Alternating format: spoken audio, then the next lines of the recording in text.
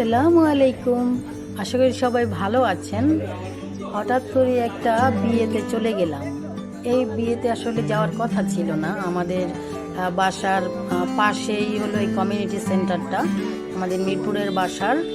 তো ওখানে গিয়েছি, আমি চিনতামও না এই বউকে। এই বউ আমাদের বা ফ্যামিলির, ওই ফ্যামিলিরও কেউ আমার, অন্তত আমাকে চিনতো না।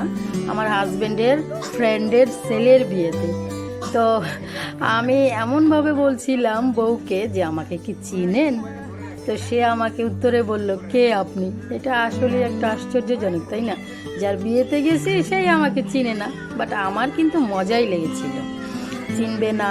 তো আমি পরিচয় দিলাম। পরিচয় দেওয়ার পরে সে আশ্চর্য হয়ে গেল, কি এ আমার শ্বশুরের ফ্রেন্ডের ওয়াইফ? আসলে কি বলবো, কিছু কিছু সম্পর্ক আসলে মজারই থাকে। এতে আমার এত ভালো লেগেছিল যা বলার মতো না। কারণ আমি আমার লাইফে যতগুলো বিয়ে অ্যাটেন্ড করেছি এর মধ্যে এটা ছিল বেস্ট। কেন জানেন? কারণ এইটার খাবার এত টেস্ট ছিল যে আমি অন্তত সারা বাংলাদেশ বা দেশের বাইরে গিয়েও আমি অনেক খাবার খেয়েছি। বাংলাদেশের বেশিরভাগ রেস্টুরেন্টেই আমি খেয়েছি। আগে খাওয়ার খুব নেশা ছিল, নতুন কোনো রেস্টুরেন্ট হইলেই খেতে যাইতাম।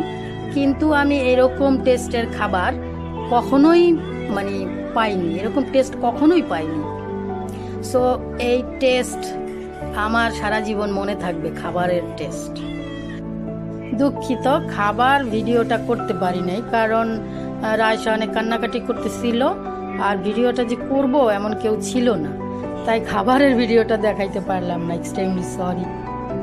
তো বউটাকে আমার অনেক ভালো লেগেছিল।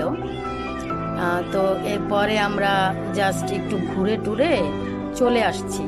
অ্যান্ড পরে আবার বউ ভাতে যাওয়ার কথা ছিল না, কিন্তু এই খাবারের লোভে ভেবেছিলাম যে না, এখন আমি বউ ভাতেও যাব। আপনারা মনে করতে পারেন যে আমার খাবারের অনেক লোভ। আসলে খাবারের লোভ না, বাট এমন খাবার আপনারাও যদি পাইতেন তো অবশ্যই এখানে যাওয়ার জন্য পাগল হয়ে থাকতেন। এরপরে খাওয়ার লোভ আর সামলাইতে পারি নাই, আমরা পরবর্তী দিন বউ ভাতের জন্য চলে আসছি।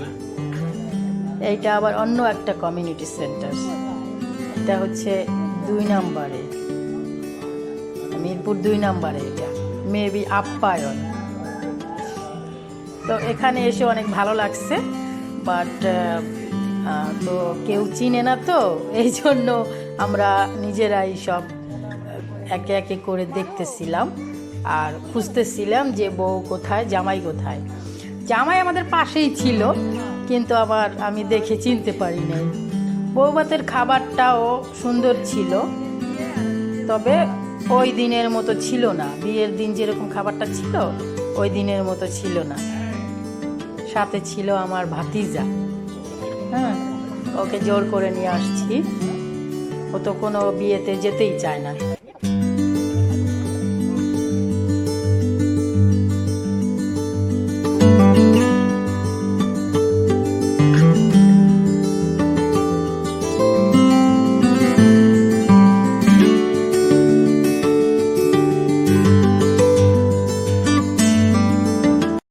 অবশেষে খুঁজতে খুঁজতে আমরা বউয়ের দেখা পেলাম। তো আস্তে আস্তে বউর সামনে যাচ্ছি, বউর সাথে একটু ভিডিও করব। যেতে গেছি, ভিডিও করতে হবে না, এই জন্য বউয়ের সাথে ভিডিও করার জন্য বউয়ের কাছে গেলাম। আজকে কিন্তু আমাকে সে বলেনি যে আপনি কে, আজকে কিন্তু দেখেই সে আমাকে চিনতে পারছে, কারণ আগের দিন তো আমাকে দেখছে। আমি তো আসলে তার শাশুড়ি হই। সালামও দিল। তো বউটাকে আমার অনেক ভালো লাগছে। আর এর পাশে আছে সব রিলেটিভরা, অনেক রিলেটিভ, কিন্তু আমি কাউকেই চিনি না, কেউ আমাকেও চিনি না। ওই দিনের বিয়ে আর আজকের বউ ভাত।